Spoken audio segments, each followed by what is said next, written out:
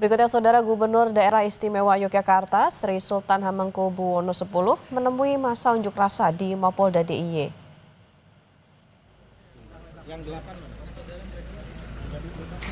Untuk meredam bentrokan antara massa dan aparat polisi, Gubernur Daerah Istimewa Yogyakarta Sri Sultan Hamengkubuwono X mendatangi Mapolda DIY. Sultan datang tanpa pengawalan dan hanya didampingi kedua putrinya.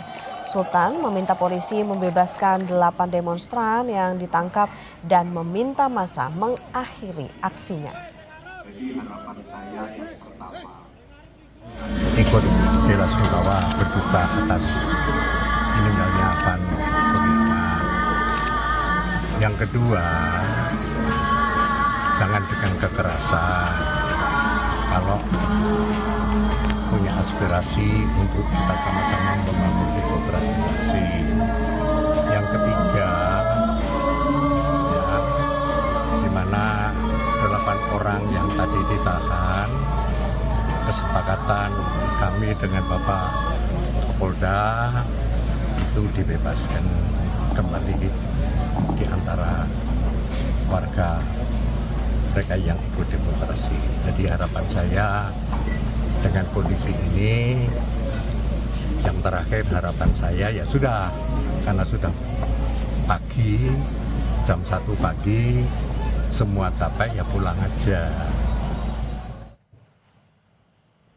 Saudara, masa aksi dari Aliansi Jogja menggelar demonstrasi di depan Mapolda DIY. 1 unit mobil yang terparkir di area dalam Mapolda turut dibakar massa. Aksi yang awalnya berlangsung dengan orasi berujung ricuh setelah massa masuk ke halaman Polda lalu membakar tenda hingga mobil. Massa mulai tiba di Mapolda DIY dengan mengendarai sepeda motor. Mereka kemudian berkumpul di depan Mapolda, salah satu pintu masuk Polda DIY sempat terbuka. Sebagian massa masuk ke halaman untuk menyampaikan aspirasi.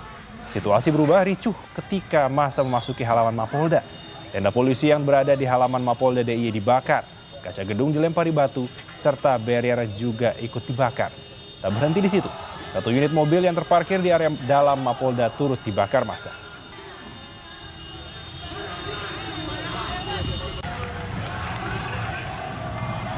Saudara, tunjangan fantastis DPR di tengah ekonomi sulit terus dikritik. Amarah warga semakin memanas karena dipicu gaya komunikasi beberapa anggota dewan yang seakan menantang kritik masyarakat. Bubarin DPR, jangan. Memang yang ngomong itu rata-rata orang yang nggak pernah jadi duduk di DPR. Cuma mental bilang bubarin DPR, itu adalah orang.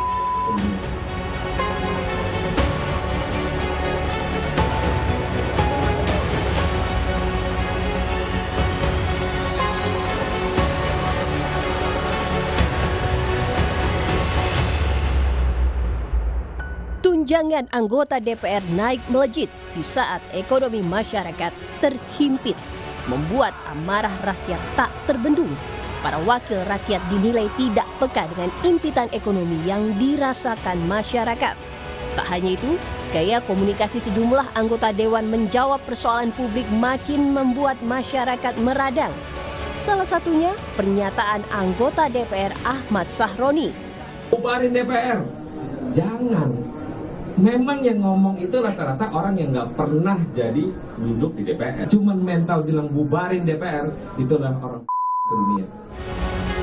Sikap anggota DPR ini memicu amarah publik yang menilai kinerja anggota dewan tak sebanding dengan fasilitas yang diterima. Kelompok buruh menilai besarnya tunjangan perumahan anggota DPR tidak masuk akal. Apalagi tunjangan itu diberikan di tengah upah murah yang saat ini diterima buruh.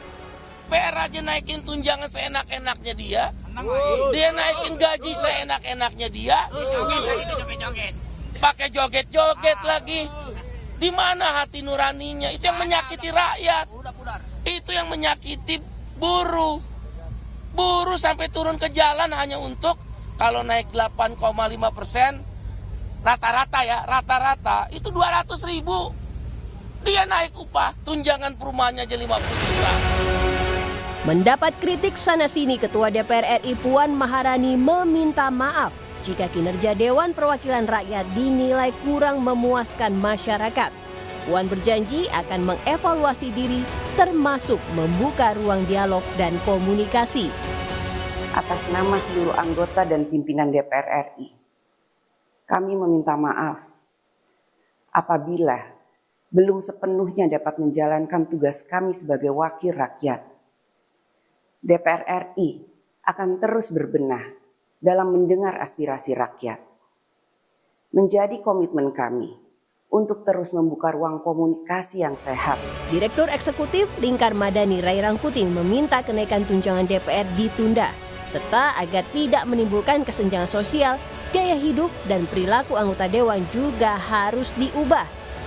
Tuntutan-tuntutan terkait dengan tunjangan-tunjangan yang disebutkan itu yang dianggap memperlihatkan kesenjangan antara anggota DPR dengan masyarakat itu diterima dan untuk selanjutnya akan segera dieksekusi. Maaf kepada masyarakat disebabkan entah karena kebijakan mereka, lalu soal ucapan, tindakan.